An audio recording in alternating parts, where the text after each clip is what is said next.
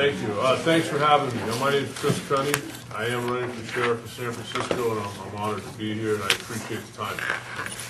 So I have I'm born in San Francisco. I spent last 30 plus years in public safety. I've had a kind of a dual track career.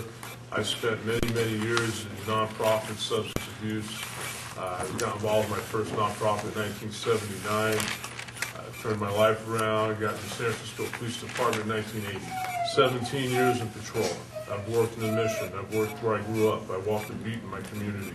I walked the beat in the Haight. I've walked the beat south of Market on 6th Street. I've 17 years in patrol. In 1996, I was asked to step up and assume the presidency of the POA. I didn't run for it. I was the vice president. The president resigned, asked me. I came to work one morning, I was walking the beat, and that night I was the president of the POA. I spent 8 years doing that. I have no regrets. It was an honor representing San Francisco police officers and working with this community. One of the first things that happened as president of the POA, there was a rift, a serious rift in this community between the African American community and the San Francisco Police Department. The late Lefty Gordon brought me into the Hell Hill Hutch Center. He says, we got to fix this, Chris. He brought community leaders together. I brought police officers to the table, and we resolved the issue. We started working with the community. I had rank and file police officers working with the community. The police commission couldn't resolve it. The mayor couldn't resolve it, but Lefty Gordon and I were able to bring people together.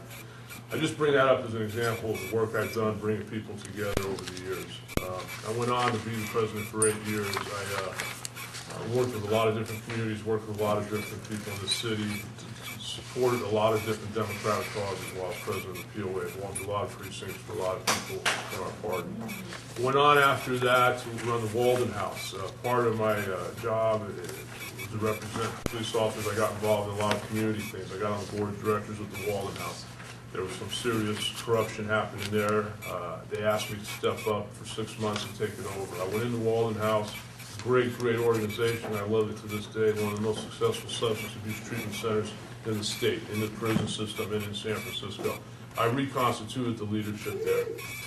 I reconstituted the entire board of directors, working with Charles Schwab Foundation and a lot of other good people. I was honored to do that. Walden House is close to me.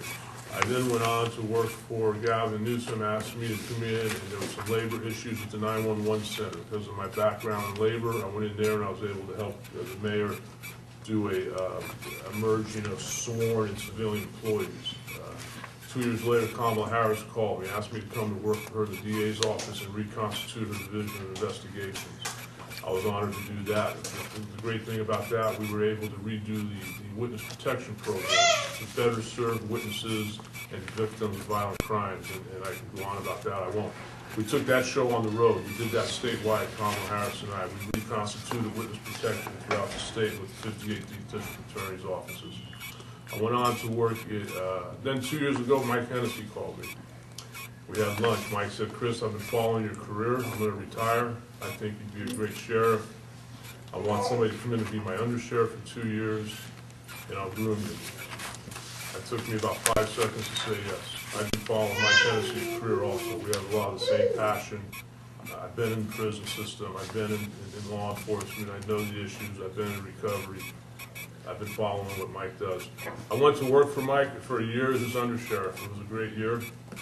Unfortunately, I had a family tragedy this last year, and I had to resign. Not resign, I retired. I went to Mike, and Mike understood. I said, Mike, I'm a single father. I got 2 other children I need to take care of. It was a hard time. It was a hard decision. It was the right decision. I have no regrets. My kids needed me. I took the last 6-8 months off and took care of my family. About 2 months ago, I went back to work part-time for the Attorney General. She asked me to represent her statewide on labor issues and law enforcement issues, and I went to Pelican Bay and did a tour of Pelican Bay with her and the head of CDCR, Matt Kate. It got my blood flowing again. I was disgusted with what I saw. I did some work on realignment in Sacramento for the Attorney General. So, long story short, something clicked. A lot of people in the city called me, asked me to reconsider getting in the sheriff's race. People wanted me to run. Talked to my family. I got back in about 4 weeks ago. a couple of weeks late, but I got back in. I feel I'm a qualified candidate. I feel I have the campaign to win. I feel I have the support across the city. I've got 200 people on the street today doing door hangers. We feel good. I'm passionate about the work, and I think I'm the one that can lead this department through realignment also. I think that the 880 sworn deputies, the 150 civilians need leadership. I have that leadership. I've done the job. I've led people before. I've led organizations. I also believe I have good relationships across the board, community-wise, city hall-wise, elected officials, Sacramento. To run a department as large as the San Francisco Sheriff's Department, to run something like realignment, you're going to have good relationships. And I have. I've worked with a lot of people in this city for years, and in Sacramento. So I'll stop. I'll get some questions. Thank you.